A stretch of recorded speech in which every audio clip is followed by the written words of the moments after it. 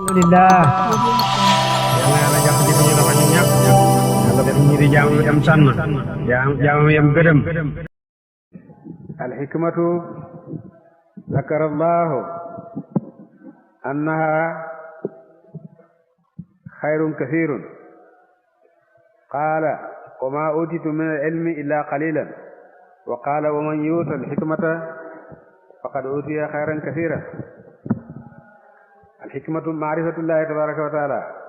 alxikmatu alilmu almaaxuuzu min allahi bila wasitatin wa saaxibuha lam yakun nabiyan. alxikmatu ramyun yaqsudu qalba alabdi warraami huwa allah fa ida xallat alxikmatu fi qalbi abdin waqad qaala rasulu sallallahu alayhi wa sallam man axlasa lillahi arbaina sabahan tafajjarat alxikmatu min qalbihi wa ala lisaanihi. ida xallat alxikmatu bi qalbi alabdi yantiqu alabdu bi idnin min allah aw yantiqu billah fallahu huwa annaafiu. ida jaa nutqu min qibali llah kullu man sami'a hada nutqa yantafi'u bihi hatta alqaa'il li'annahu xaarijun min annaafi' wa in kaana min gayri llah laa yakunu lahu hada al-athar. alkalaamu ida xaraja min alqalbi daxala fi alqalb wa ida xaraja min allisaani lam yatajaawaz al-adaan.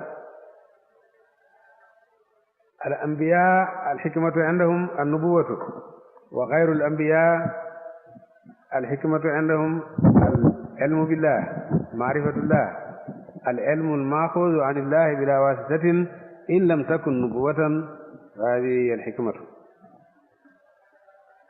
kaana suufiyun shaabun sagiirun jalasa fi masjidin wannaasu yastamicuuna li qiraa'ati Abdurrazaaq fa i'tazalahum huwa قيل له لا تستمعوا لدرسي قال أنتم تستمعون من عبد الرزاق وأنا أسمع من الرزاق تأخذون العلم عن ميت وأنا أخذ العلم من العليم الخبير لا حاجة لي بسماع دروس عبد الرزاق. هذه هي الحكمة. yal nañu yàlla méngoo ci saayir ak ci baati yal nañu yàlla sagal mépp musiba ak bépp balaa yal nañu yàlla sagal wépp xay ak borom xaywa yal nañu yàlla xiir jëlam bëgg ak jëlam gëdëm yal nañu yàlla jox ñëpp seeni càkkutéen